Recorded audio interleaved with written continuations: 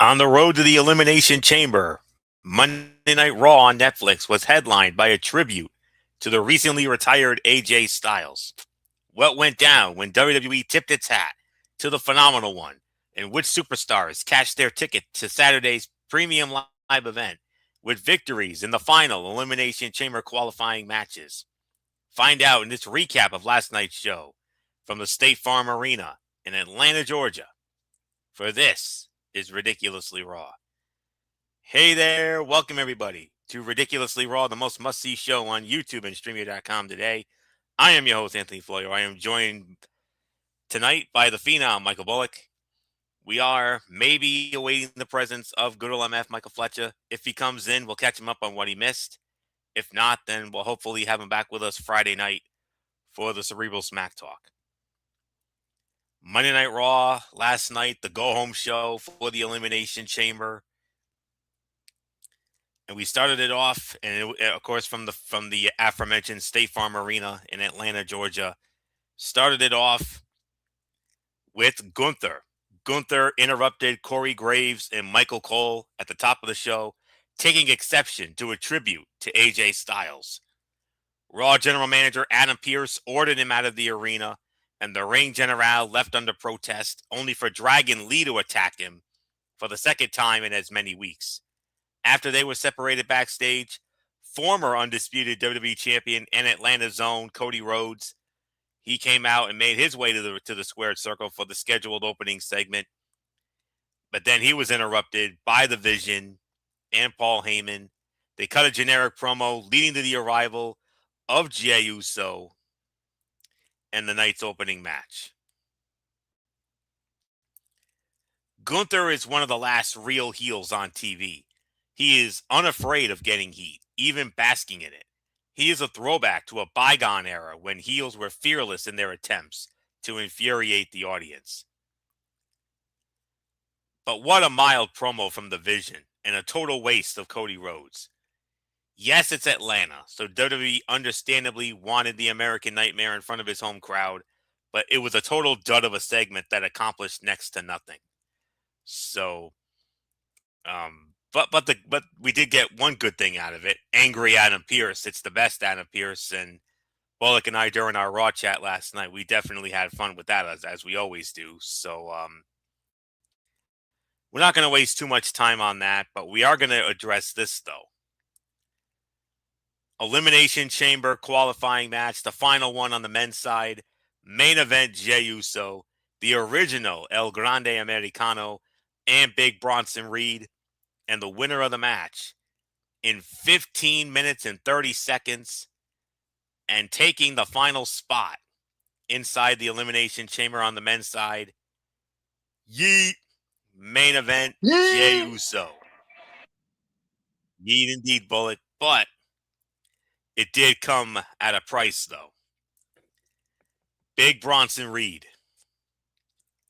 As he was attempting to break up a pinfall attempt by Jey Uso on El Grande Americano, Big Bronson Reed tore his biceps.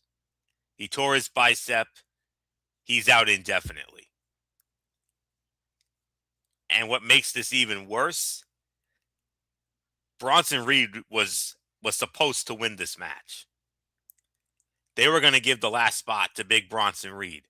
But because of the injury and the fact that he was unable to continue, they literally had to call an audible on the fly, and they decided to give the last spot to main event Jey Uso. All right. Bronson Reed is awesome, which is great because the way WWE failed to follow up that win over Roman Reigns at Crown Jewel last October would have destroyed a lesser talented individual. He at least got TV time and a main event spotlight every week with the Vision. With that said, he did suffer an injury, and it's not only a blow to his momentum, but also to that of the Vision, which appears to be snake bit at this point when it comes to injuries derailing their momentum. The delayed German suplex from Americano to Reed was awesome. Let him roll as Chad Gable and utilize his luchador alter ego to feud with the imposter elsewhere. And because of that, Jey Uso, the biggest star in this match, the most obvious choice to go over. Very good match, to say the very least. It's it's one of the top fights of the night. You can make an argument for fight of the night if you wanted to. This was about 3.5 to 3 3/4 of a star, and we now have our field. So not much more. Michael Bullock, come on in, and we have our field. Our final 6 men for the elimination chamber. For the winner will go on to challenge Drew McIntyre for the WWE Championship at WrestleMania. Here it is, in no particular order. We will have Randy Orton, LA Knight, Cody Rhodes, Javon Evans, Trick Williams, and main event Jey Uso. He wins the match in 15:30. Yeet. Yeah, this was 3.5, 3 3/4. I mean, yeah, you got to feel for Bronson Reed though. I mean, now with the torn bicep, trying to break a pinfall, now he's going to be out of action indefinitely. And like you said, the Vision is snake bitten with these injuries. First with Seth Rollins, then it was Braun Breaker, and now Bronson Reed. And the only ones left of the Vision now is Logan Paul and Austin Theory. So now where do they go from here? That's the thing. So we'll see what happens. I mean, but yeah, like you said, we all saw that it was supposed to be Bronson Reed going over, but because of that injury, they literally had to call an audible. They had to put main event Jey Uso in this. So yeah, it looks like a really good field. So we'll give you our prediction Friday night. Who we think is going to come out of that men's elimination chamber and challenge Yep, Drew McIntyre for the title at WrestleMania. So that's right. yeah, 3.5, 3 3/4. So let's move on, Florio. Okay. Women's Royal Rumble winner Liv Morgan, flanked by Dominic Mysterio, took to the ring to reveal which champion she will challenge at WrestleMania after Dominic called out both women's champions, the women's world champion Stephanie Vaquer and the WWE Women's Champion Jade Cargill. Morgan apologized to La Primera and claimed that at WrestleMania it is about telling her story. She nails Vaquer with the microphone, beat her down, and left her lying following an oblivion. So there is no question about this. It's obvious what it is now, and it is official.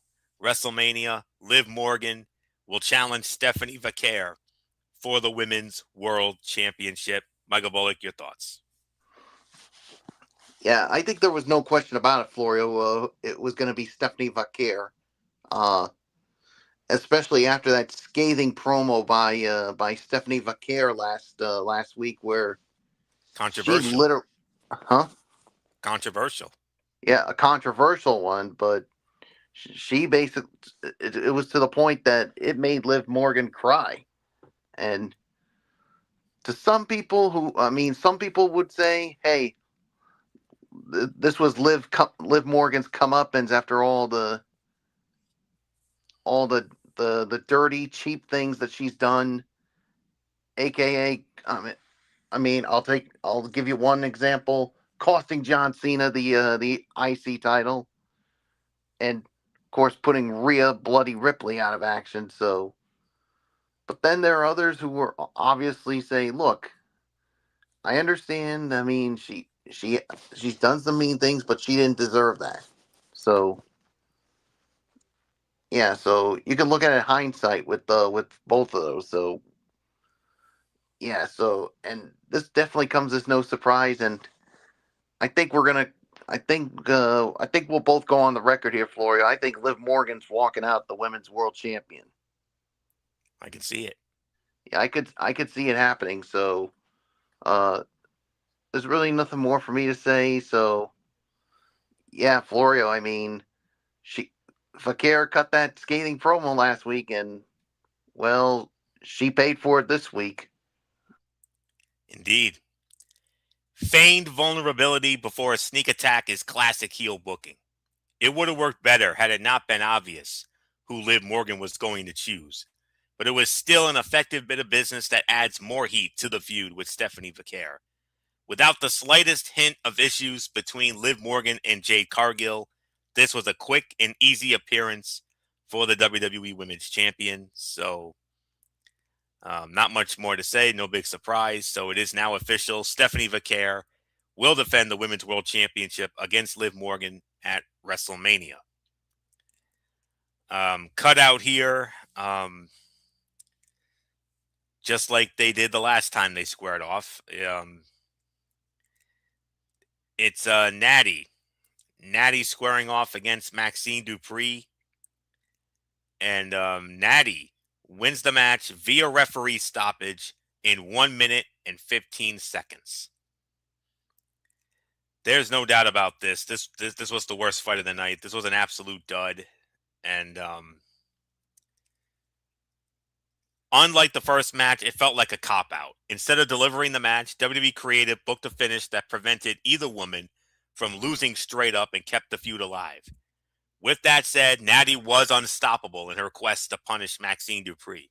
She has upped her level of badass, and the result has been a fresh presentation and renewed interest. Of course, retaining that interest will be more difficult when she does not get a TV entrance. So, absolute dud, worst fight of the night. And then for the first time since his unceremonious elimination from the men's Royal Rumble match, Brock Lesnar stalked to the ring and stood alongside his advocate, Paul Heyman, for an in-ring promo segment. Heyman claimed WrestleMania has 3 main events, with one of them previously being The Undertaker's undefeated streak. Now it belongs to the man who ended the Dead Man's historic run, the Beast Incarnate. Heyman introduced Brock Lesnar's WrestleMania Open Challenge, but said no one would dare to accept it, so he had no spoiler or prediction to give before tossing the mic to the ground and exiting with Brock Lesnar. With that, there is tremendous intrigue for Lesnar's role at WrestleMania. It was incredibly effective and proved Heyman right. The Open Challenge gimmick suddenly means as much, if not more than, at least one of the title matches at the biggest show of the year. So that's what happened there. Then we had and then we had our next matchup. There was a lot of backstage stuff, vignettes, what have you. Then we had Javon Evans with Atlanta rapper Offset in his corner, squaring off against Kofi Kingston, who had Xavier Woods and Grayson Waller in his corner. And the winner of the match, in 10 minutes and 15 seconds, your boy is bouncy. It is Javon Evans. And there's really... Well, actually, I start this off. I'm sorry, because we did talk about the women's segment there. So, all right. So this was about, I'm going to say this is about 3 to 3 1/4 match. Javon Evans came down hard on his feet and legs during a moonsault attempt and appeared to tweak his knee. He continued to heavily favor it despite no attention paid to it by his opponent. Hopefully it is not serious and he is just merely banged up. The young OG got the rub from being on TV with rapper Offset, a big moment for Evans and further proof of management's trust in him. A solid 3 to 3 1/4 star match. Kind of not surprised with the outcome here because, Javon Evans Saturday night will be participating in what is without question the biggest match of his young career thus far, inside the Elimination Chamber, and a chance to make history and go to WrestleMania and earn the biggest payday, an opportunity against Drew McIntyre for the WWE Championship. So I don't think he's going to win it, but We will tell you who we think's going to win it this Friday night on the Cerebral Smack Talk. Hopefully, we'll have MF with us for that. So, 3.25 for this as Javon Evans wins in 10-15. And Michael Bullock, as I bring you in, we talked about this during our Raw chat last night. And I think I mentioned this, and I think you went along with it. I said that didn't Javon Evans remind you of when Kofi Kingston first came to WWE back in 2008? Yeah, he did, and and now I mean he was facing Kofi Kingston, and even though this is a different Kofi Kingston now, one who is full of hate, and along with Xavier Woods, and yeah, 3.25 for this one. This was a solid match here, and obviously you want to give Javon Evans the momentum going into, like you said, without question, the biggest match of this young man's career. I mean, I don't see him winning it, but I can tell you this: I think he's going to put on one heck of a show because Awesome. just imagine what he can do inside that chamber.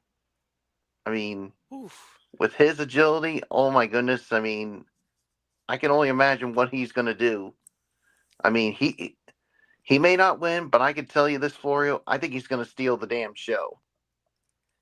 No And one doubt other in thing my. we can and another thing we can expect Girl MF Michael Fletcher to be yelling out, "Look at this!" at least more than once. Oh, he's going to do it more than once, no doubt about it in my mind. So, nothing more to say. Let's move on. Indeed, we shall. And then more backstage stuff. We got to see some TNA legends in the house, which was awesome, like Frankie Kazarian and Abyss. Whoa, okay, um, very cool. Yeah, Didn't and a have that on lot the of menu others card. that were close to AJ Styles. I mean, Omos, Jeremy Borash, Hmm. um, Shinsuke Nakamura, Bobby and Roode. yeah, and Tama Tonga and Tonga Loa, and you're probably like, wait a minute, what are they doing there? But Bullet Club. remember, and you mentioned they were part of the Bullet Club, That's and right. then of course our favorite, the Good Brothers. Well, the Good Brothers, Doc Gallows and Carl Anderson. We'll have more on that in a little bit. So, all right. Moving on. I believe this is where we get. Well, we actually had another promo segment. World Heavyweight Champion CM Punk made his way to the ring to address recent events and his upcoming opponents, Finn Balor and Roman Reigns. Punk cut a promo with the theme of "What If," echoing Balor's earlier promo while admitting he does not deal in what ifs because they are not rooted in reality. He teased punching Roman in the face next week in Indianapolis, where Roman Reigns will be on the show, reiterated that he is the best, and ended his promo with an emphatic mic throw. Punk's excellence on the mic was on display here as he took an otherwise mundane promo and tied it together with the what if theme. That is something less talented talkers would not even attempt. The champion criticizing Reigns for not showing up only for fans to cheer him anyway suggests the reaction at WrestleMania when Reigns and Punk take to the ring may be very interesting. So definitely keep an eye out on that. The final qualifying match for the women's Elimination Chamber match, Io Sky versus Raquel Rodriguez versus Kairi Sane. And the winner of the match in roughly an even 10 minutes and taking the final spot in the women's Elimination Chamber match, Raquel Rodriguez.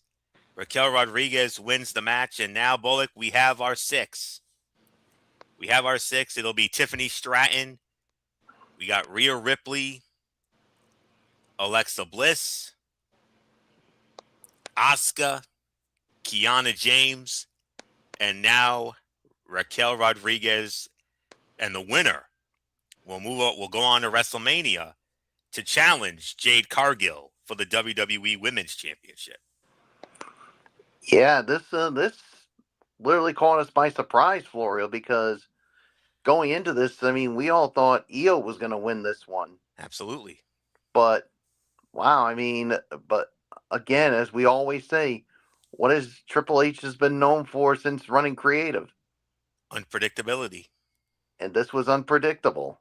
I mean, I don't think any of us had Raquel Rodriguez winning this and getting to the Elimination Chamber on our bingo card. No. And but she's going to the chamber, and she's now one step closer to getting a shot at the women's championship at WrestleMania. And you even mentioned this, Florio. Could you imagine if Raquel Rodriguez were to win the Elimination Chamber, then go on to WrestleMania, defeat Jade Cargill, and then you have Liv Morgan as the women's world champion? Well, it could happen. I mean, It's possible, but I don't see it happening. no. We'll like I said, theme of the night. We'll tell you who we think it's Yeah, going to be exactly. on And Friday night. but yeah, I'll give this about maybe another maybe three, teetering on 3.25. But yeah, this was not what I expected. I mean, I was expecting maybe uh EO to win this one, or even Kyrie Zane to win this, especially with who's in there as well, and that's Asuka. But but no, it's Raquel Rodriguez that's going to the chamber, and as of right now, some would say that she's the odds-on favorite. Well, we'll see. You'll get our answer Friday night. So, 3.25. It's yours, Florio. Let's do some quick house cleaning. Next Monday night on Raw, from the Gainbridge Fieldhouse in Indianapolis, Indiana, the home of the Indiana Pacers. And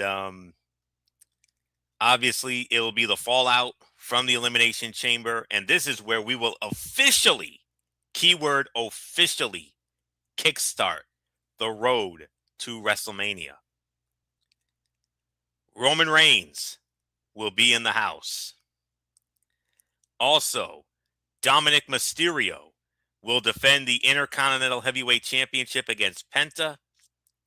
And Gunther will go one-on-one with Dragon Lee. So that's your house cleaning for next week. Final order of business on last night's Raw. The moment that brought the 12,000 or so fans to the State Farm Arena in Atlanta, Georgia. And it was the tribute to the phenomenal AJ Styles. So let's set it up here. Oh, actually, I forgot to give you my thoughts on the women's match there. That was about a 3.25 as well. It, like I said, like Bullock said, it looked like EO's match to win, but it makes sense for WWE Creative to avoid that outcome. After all, why put EO and Rhea in a position to fight each other if unnecessary? Same can be said for Kairi Sane and Asuka, who are on course for a one-on-one match. Going with Rodriguez allows an unstoppable force into the match, one who can bump the baby faces around. And EO is so good that she does not need a win like this to keep fans engaged. That happens naturally when she enters the squared circle and the bell rings. All right. Moments after a tribute video set to Creed's Higher, the phenomenal AJ Styles took to the squared circle to address the WWE Universe one final time.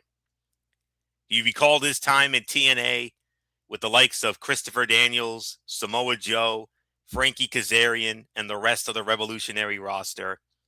He recalled meeting Doc Gallows and Carl Anderson in New Japan and the number of legendary competitors he shared the ring with in WWE. The Phenomenal One thanked his wife Wendy and children at ringside, and then revealed the reason he did not leave his gloves in the ring at the Royal Rumble was because he wanted to bring them back to Atlanta and leave them at home. After all, he is from Gainesville, Georgia. As he took his final bow, the roster spilled onto the stage, applauding the Phenomenal One. The lights dimmed, and who comes out? none other than Michael Bullock's all-time favorite wrestler, the Hall of Famer, The Undertaker.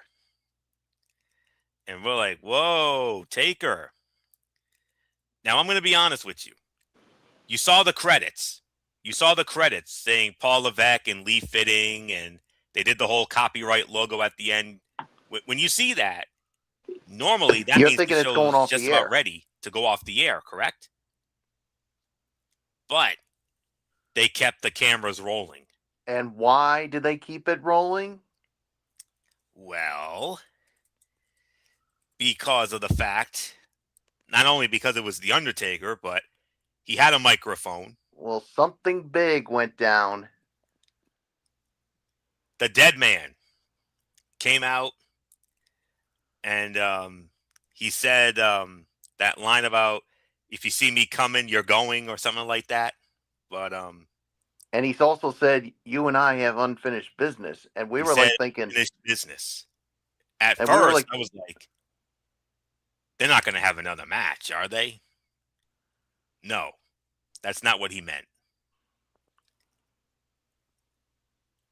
The Undertaker, just like he did with Stephanie McMahon back in September at WrestlePalooza, The Undertaker announced that the phenomenal AJ Styles will be the latest inductee into the 2026 WWE Hall of Fame. yee. What? Whoa, my. And think about this, Florio. Think about it for a second. He announced that Kane was going into the Hall of Fame. Yep. He, along with Shawn Michaels, were announced that Triple H was going in. And then, as you just mentioned, WrestlePalooza, when he announced that Stephanie McMahon was going in. And now he announces that the Phenomenal One's going into the Hall of Fame. Doesn't it remind you of when David Baker used to knock on the doors of the football players and announce they were going You into feel the like Pro the Football Hall of Undertaker's Fame? becoming that version of it? He is their version of David Baker. I wouldn't be surprised if he ends up announcing the Hall of Fame inductees this year.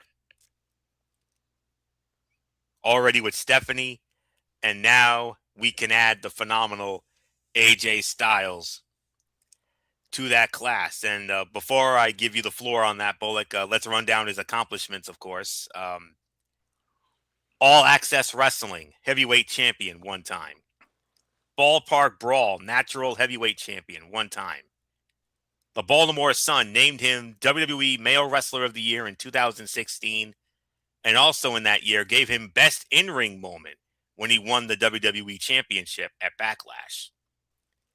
Christian Wrestling Federation / Entertainment, he was their heavyweight champion one time. ESPN awarded him and John Cena Match of the Year at Crown Jewel last October, and rightfully so. Family Wrestling Entertainment heavyweight champion, the final title holder of that promotion. Independent Professional Wrestling in Florida, 4-time IPW heavyweight champion. Independent Wrestling Association Mid-South, a 1-time IWA Mid-South heavyweight champion, and won the Ted Petty Invitational in 2004. International Wrestling Cartel was the IWC Super Indies champion 4 times, and in 2004 also won the Super Indie Survivor Showdown tournament. Independent Wrestling Revolution, IWR King of the Indies champion 1 time. Lucha Libre, AAA Worldwide, won the tag team tournament in 2006 with Low Ki and Samoa Joe. Maximum Pro Wrestling, Max Pro Television champion 1 time. Midwest Pro Wrestling, MPW Universal Heavyweight champion 1 time. 2-time IWGP Heavyweight champion in New Japan Pro Wrestling. New Korea Pro Wrestling Association, he was their junior heavyweight champion on 1 occasion. NWA Wildside heavyweight champion 1 time. as well as a 3-time holder of their television championship.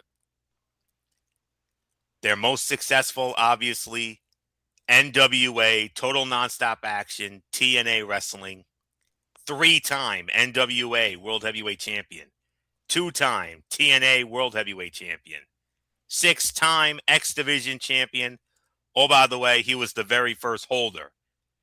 He was the first man to ever win that title, the inaugural X Division Champion. And oh, by the way, he had that title presented to him by the special guest referee that night, another Hall of Famer, Ricky the Dragon Steamboat. TNA Legends Global Television Champion 2 times, 4-time NWA World Tag Team Champion, twice with Christopher Daniels, once with Abyss and once with Jerry Lynn. A 2-time TNA World Tag Team Champion, once with Tomko and the other with another Hall of Famer, Kurt Angle. First TNA Triple Crown Champion 5 times, first TNA Grand Slam Champion 2 times, won the Bound for Glory series in 2013, won the second bracket of the TNA World Heavyweight Championship No. 1 Contenders Tournament in 2009. 2007, with Tomko, they won the World Tag Team Championship as part of Gauntlet for the Gold.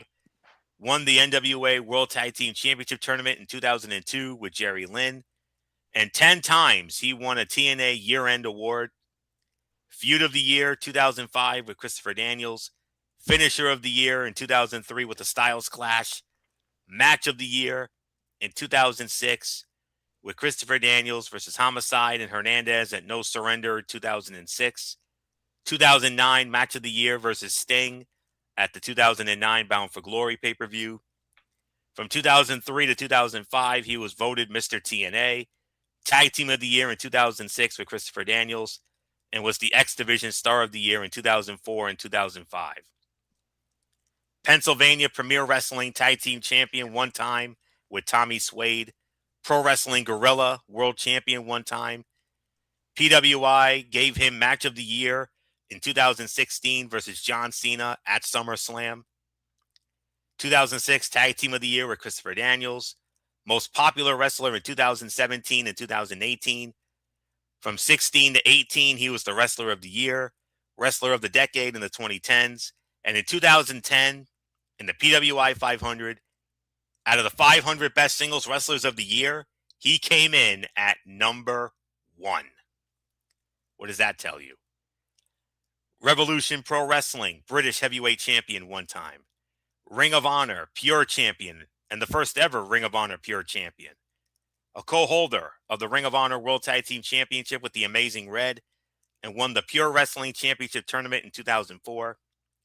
Rolling Stone Magazine voted him WWE Wrestler of the Year in 2016. Sports Illustrated ranked him number 4 of the top 10 men's wrestlers in 2018.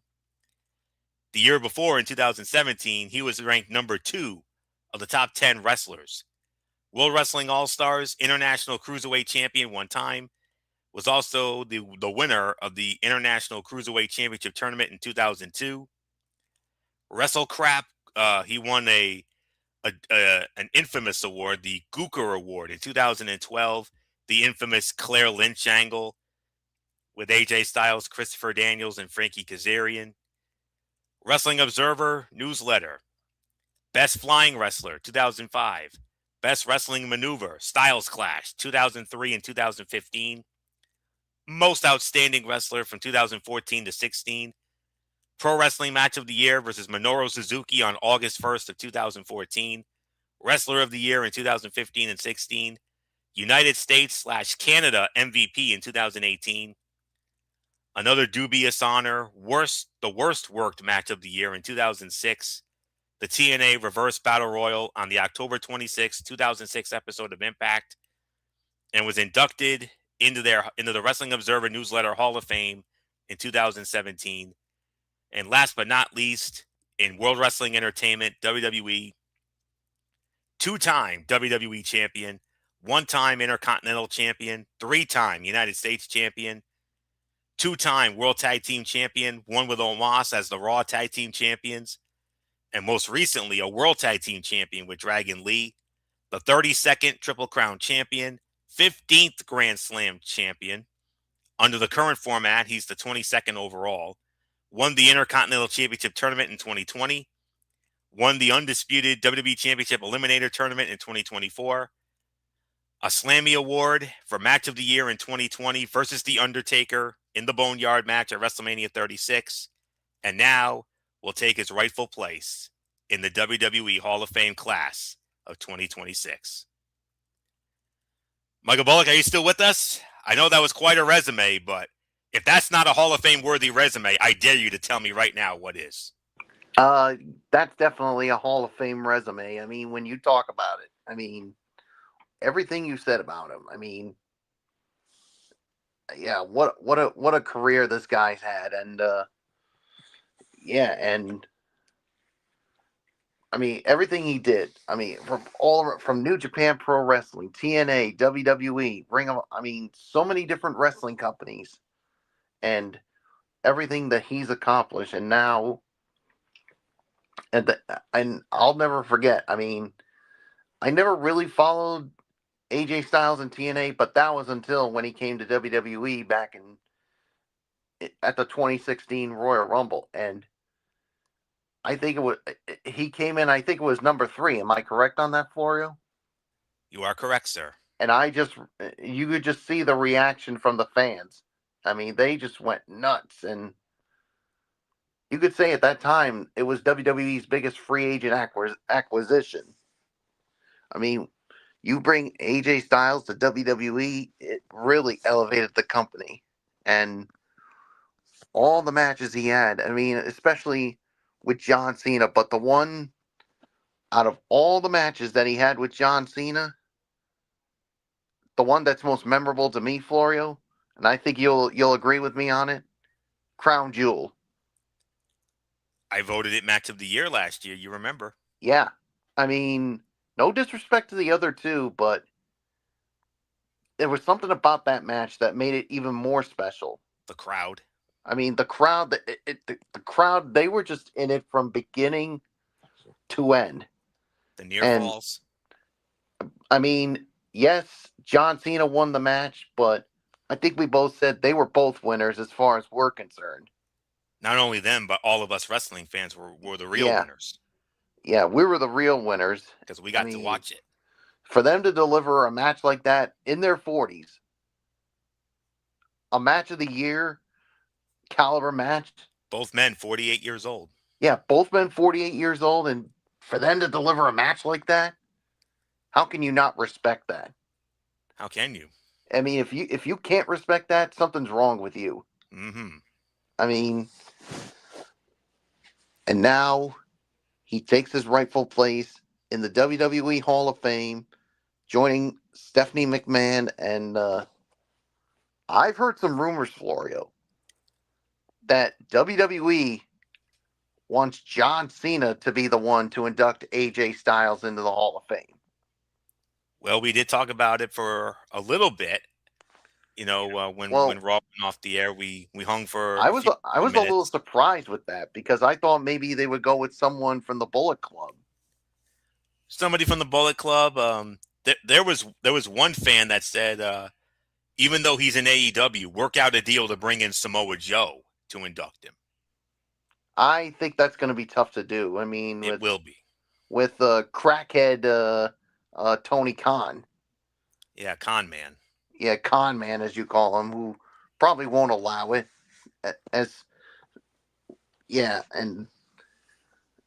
John Cena. I mean, I could see that. I mean, because like we just said, I mean, with the 3 matches they've had, all legendary matches, I could see it.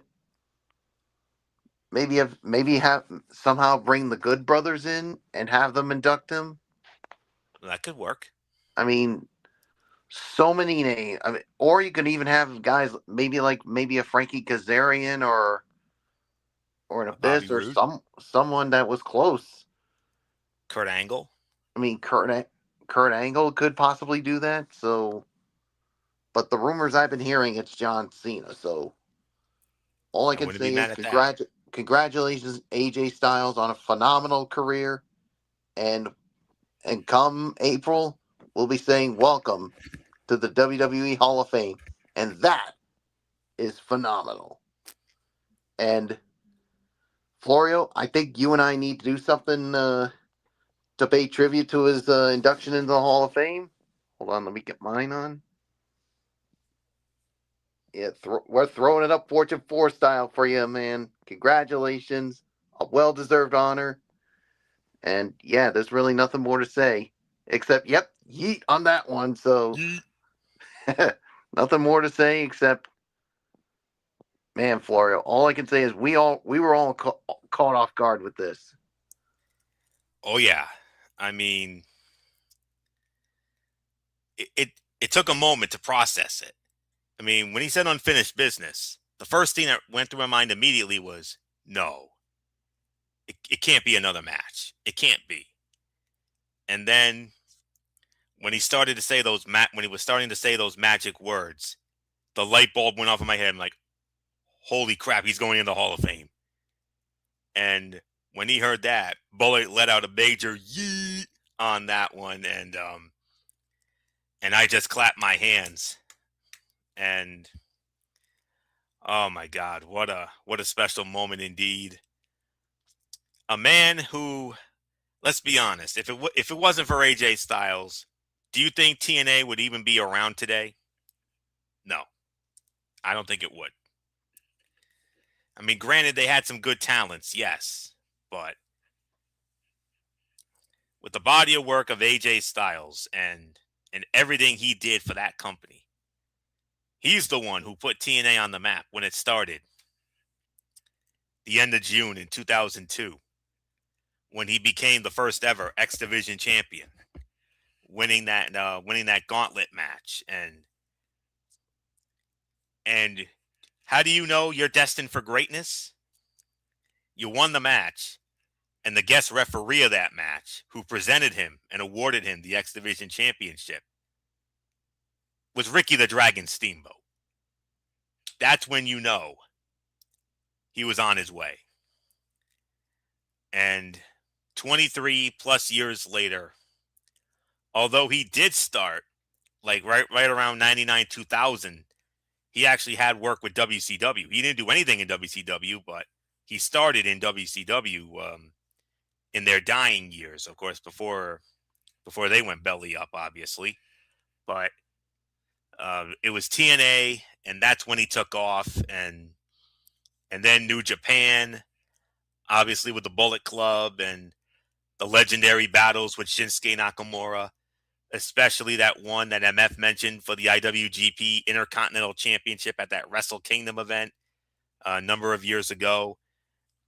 And then he was in Ring of Honor for a little bit, and then of course when he made his debut as part of the Royal Rumble match in 2016 from the number 3 spot, when he got that IWC Road Warrior pop, you knew, oh boy, business is about to pick up, and boy, did it pick up.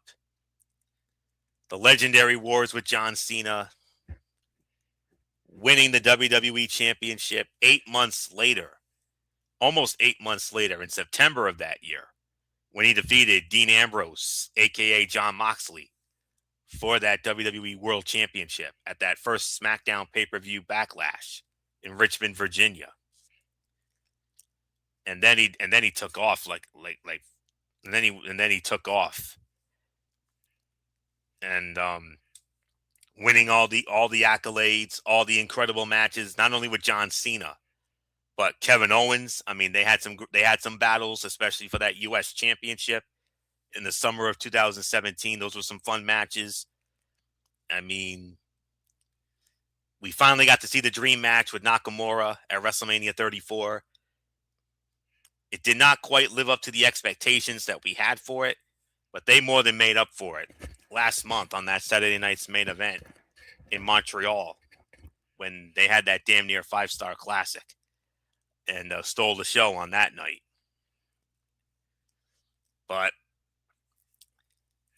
AJ Styles, part of some of the greatest factions, not just the Bullet Club, but of course also, as Bullock and I did there with the Throw It Up Fortune 4 style, because he was the heart and soul of the Fortune 4, alongside of Frankie Kazarian Bobby Roode, and of course the Cowboy James Storm, my all-time favorite TNA faction. Ask anybody who knows me; they'll tell you.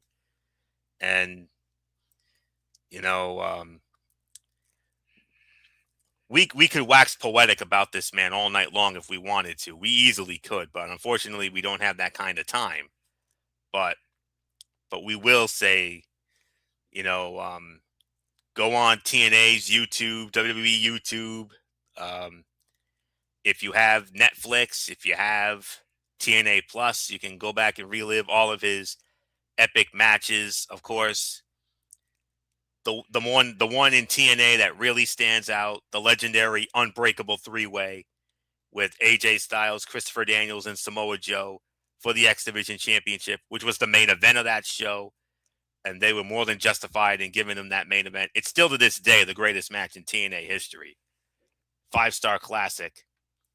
If you have the TNA Plus app, I strongly suggest you go out of your way to watch that match at least once in your lifetime. You will not be disappointed. I'll tell you that right now. And the wars with Daniels, the wars with Joe, and Petey Williams, and Low Key, Senshi, and so much more. I mean, the Bullet Club with the Good Brothers and all those guys, the Gorillas of Destiny, Tamatanga, Tongaloa, and just and so by golly much more. I mean, just an absolutely incredible performer, and I knew eventually he was going to be in the Hall of Fame. I'll tell you right now. I mean, I but we did not think that they were going to pull the trigger on it this quickly. I mean, I thought, maybe a year or two down the road, I'm like, there's no debate. He's going to be in the Hall of Fame. But if anybody thought that if anybody had him going in last night, I would have said no way. I would have said at least a year, maybe two, maybe even more. Who knows? But regardless, though, an awesome moment, and what a way to cap off what was a very newsworthy edition of Monday Night Raw. Now I know I've seen some people slam this show. Some people actually called it the worst Raw of the year last night. Well, it was mainly because of a dead crowd, and some people felt that the effort was uninspired. No, excuse me. But you can't please everybody, as we always say. So, well, let's get into the overall review here. As I let me see here. Well, and let me just add some quick stuff here. The Hall of Fame induction should just about quell any discussion about AJ Styles heading to AEW in the immediate future. AJ Styles is an excellent addition into the Hall of Fame. His retirement is fresh. The love fans have for him is undeniable. And his speech here was just short enough to justify a longer one over WrestleMania weekend. And The Undertaker, as I mentioned before, as the David Baker of the WWE, informing stars of their induction into the Hall of Fame, is a great role for the elder statesman, no doubt. Okay, I could give this about 7.5 out of 10. The majority of this show centered around the tribute to AJ Styles, and that was handled as well and classy as possible with that big announcement at the end.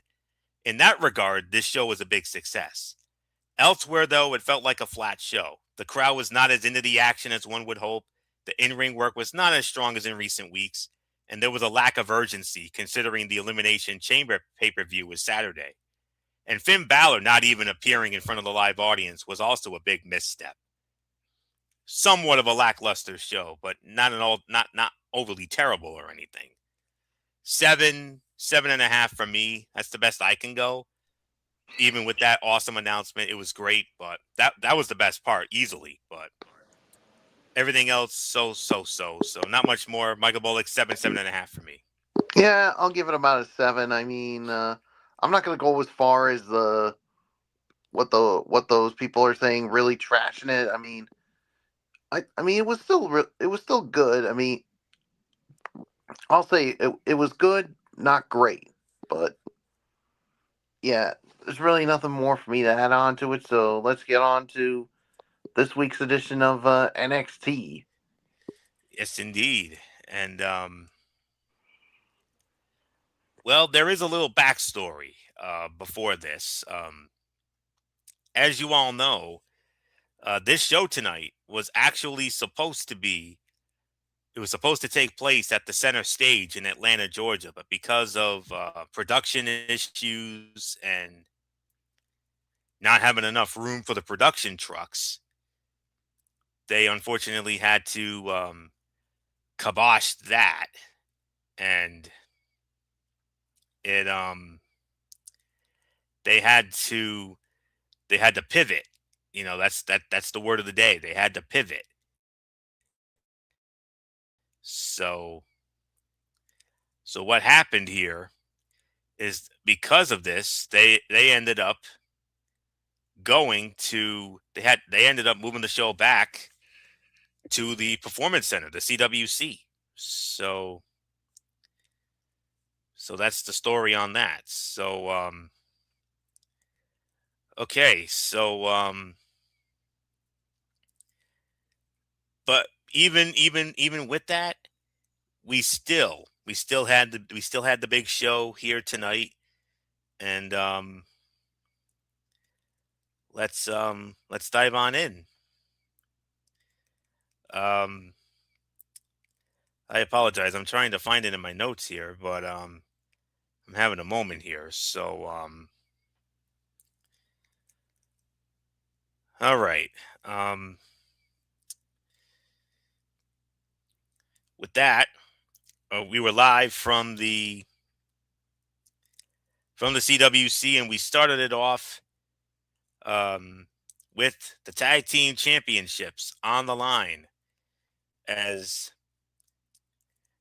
we had Dark State defending the titles against the Vanity Project, two members of it, Swipe Right, Ricky Smokes and Brad Baylor, and the winners of the match in 11 minutes and 51 seconds, and new NXT Tag Team Champions, the Vanity Project. Okay, 3.25, more like 3.25 stars. I was leaning towards 3.5, but we did have an overbooked finish with Tony D'Angelo. Interesting dynamic here. Vanity Project were the chicken heels. Dark State were the fan favorite, de facto baby faces for the night. The crowd seemed fine with that. And Saquon Sugars and Osiris Griffin filled in well in that role. We actually haven't seen this configuration of Dark State much, as it was originally Osiris and Dion doing the tag team work. While their template, the Shield, were protected, Dark State seems to be booked 50-50 at best. I would reboot the stable if they had big plans for them. On top of that, they're telling the story that one man, Tony D, is going to steamroll them. That's not going to do them any favors. Now, personally, I don't like Vanity Project. You know, I compared them to Everrise, you know. But as chicken heel champs, I guess that could work, and they could have a fun run with the titles, notably with their annoying character works, which serves them well as heels. So solid opening match. I was going to give it 3.5, but I'm bumping it down to 3.25 with the Tony D interference, even though it did make sense in the context of the story with Dark State. So 3.25 for me. Michael Bullock, new NXT Tag Team Champions. Brad Baylor and Ricky Smokes swipe right. The Vanity Project, they win the titles. 11:51. And in the immortal words of Gorilla and MF, I'm only going to say history was made, but not an unprecedented crowning by any stretch. Yeah, it wasn't an unprecedented crowning because of obviously with Tony D'Angelo interfering, and so yeah, they are the new champs. So yeah, I'm interested to see how they do as the new champs. So we'll see. So nothing more to say. Let's move on, Florio. Keanu Carver squaring off against Sean Legacy. Keanu Carver winning the match in 4 minutes and 14 seconds. We're going to bypass that.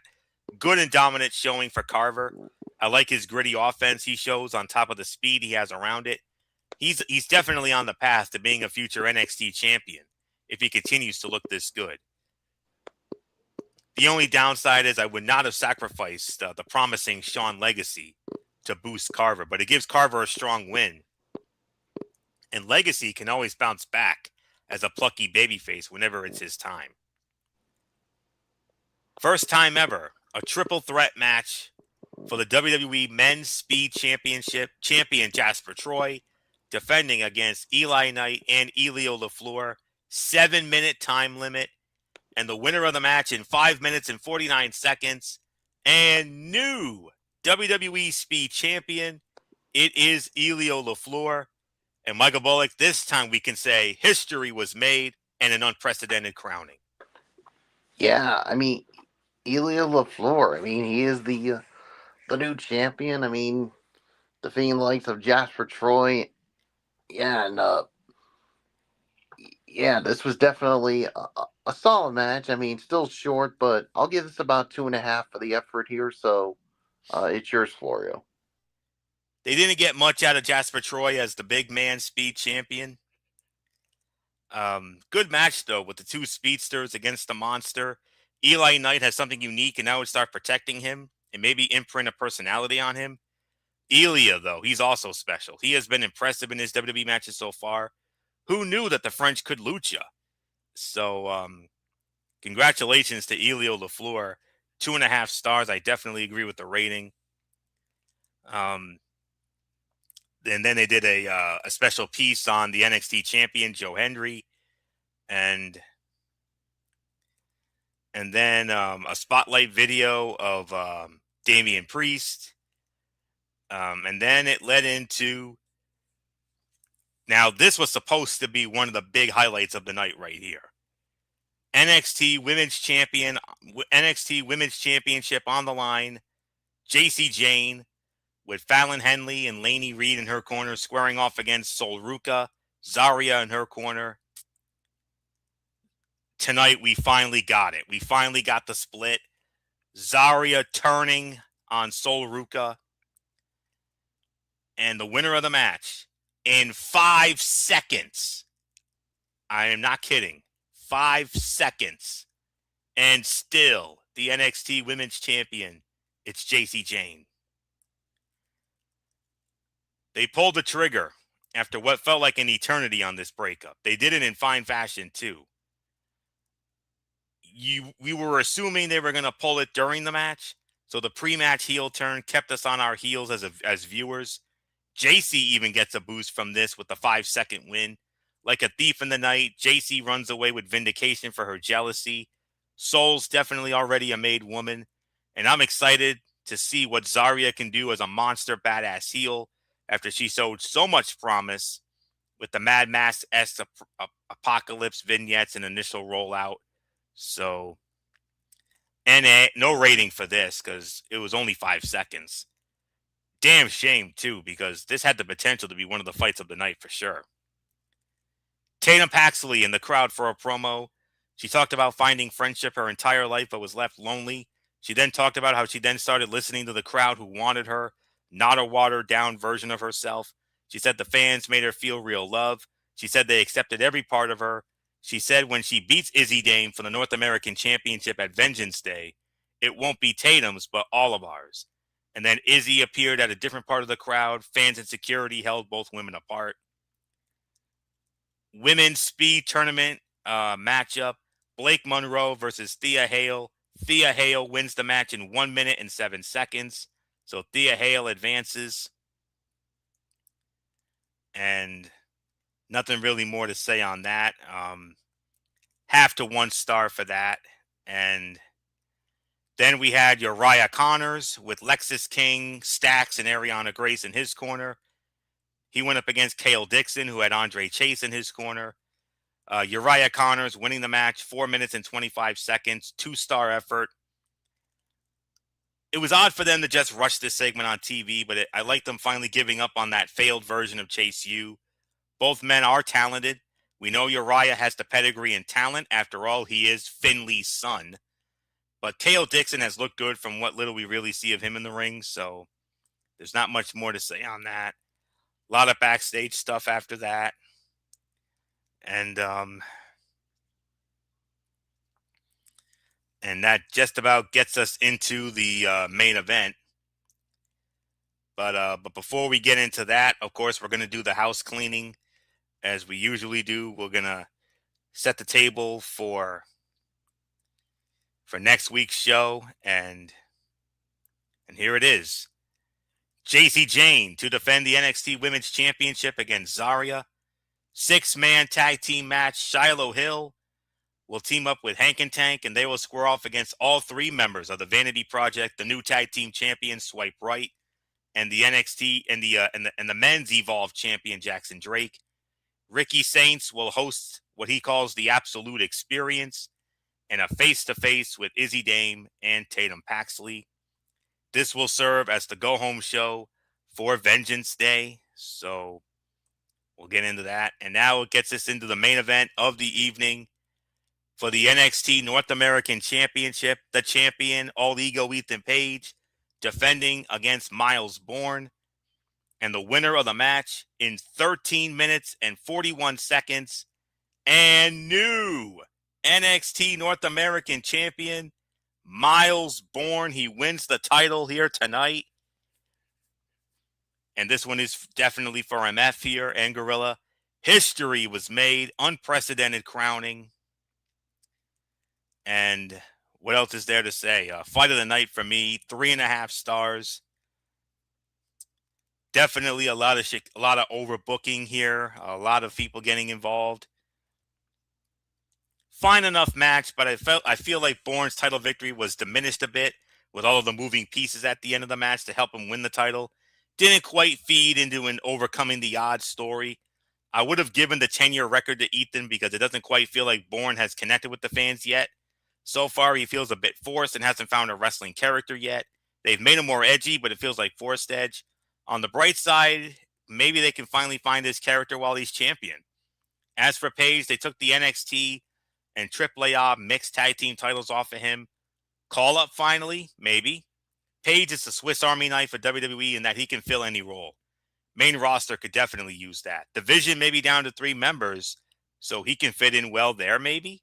I don't know, but we'll see. So 3.5 stars. Not much more to say. Michael Bullock, history made, unprecedented crowning, new NXT North American Champion. Miles Bourne defeating Ethan Page in 13:41 to win the title. Yeah, I'll give this about 3.25 on this one. I mean, you had a lot of craziness, a lot of clunkiness here. I mean, but yeah, a big moment for Miles Bourne. I mean, congratulations to him, the new North American champion. So yeah, so there's really nothing more to say. So as far as my overall thoughts on this edition of NXT, I mean, I thought it was all right. I'm not gonna say it sucked, but I mean, it was solid, but not overly spectacular. So I'm gonna give this about maybe 6 out of 10. So what's yours, Florio? 6.5 overall. A decent episode of NXT. This was the one that was supposed to be, like I said, it was supposed to be at the center stage in Atlanta, but it was moved back to the PC due to issues with the venue. And it was also meaningful with all of the title changes. 3 new champions crowned in the same night. New tag team champions in the form of Swipe Right. New men's speed champion in Elio LaFleur. And Miles Bourne winning the North American Championship here tonight. And of course, and then finally pulling the trigger on the heel turn for Zarya on Sol Ruca. And that's what brought this show down for me. I was initially going to give it right around 7 or so, but the fact that Jacy Jayne and Sol Ruca match only ended up being 5 seconds. Like I said, I thought it had fight of the night potential. I thought it really did. I thought it could have been one of the fights of the night for sure. I thought they were going to give him a good amount of time, somewhere around that 10 to 15 threshold. I never thought they were going to end up doing that in 5 seconds. I mean, that's a damn shame. Very disappointing. That was one of the matches I was looking. I was looking forward to a lot of these matches tonight, and and unfortunately, another thing that brought it down. I'll be honest with you, they added some unnecessary filler matches. I mean, nobody asked for Connors and Dixon. I didn't ask for it. Bullock didn't ask for it. I mean, and and that was pretty much it. I mean, that's all I can say. So 6.5 for me. So with that, that will put the bow on this edition of Ridiculously Raw. We want to thank you all so very much for tuning in as always. We'll be back with you again on Friday night at 11 p.m. over on MF's channel, Brace Fan 95, for another edition of the Cerebral Smack Talk. We got TNA Impact, we got Friday Night SmackDown, and we're going to preview the Elimination Chamber pay-per-view that goes down this Saturday night from the United Center in Chicago, Illinois.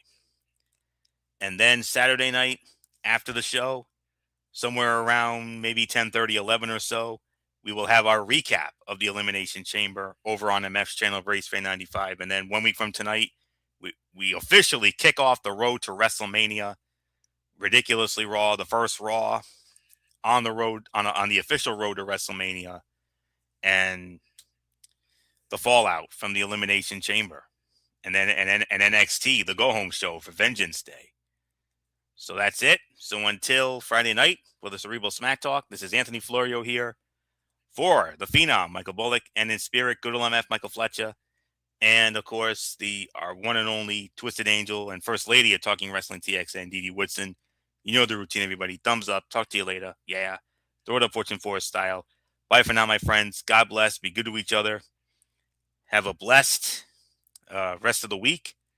And until Friday night for the Cerebral Smack Talk, you've been watching Ridiculously Raw right here on the Tone 25 on YouTube and Streamy.com. And remember, my friends, no matter what anyone tells you beyond anything else, wrestling is indeed actually real. For everybody who has been a part of this one, for now, Anthony Florio, so long. Bye, everybody. Bye. And to the phenomenal AJ Styles on your Hall of Fame induction, nothing left for us to say except thank you for the memories, thank you for the inspiration, and most of all, thank you for AJ Styles. Good night.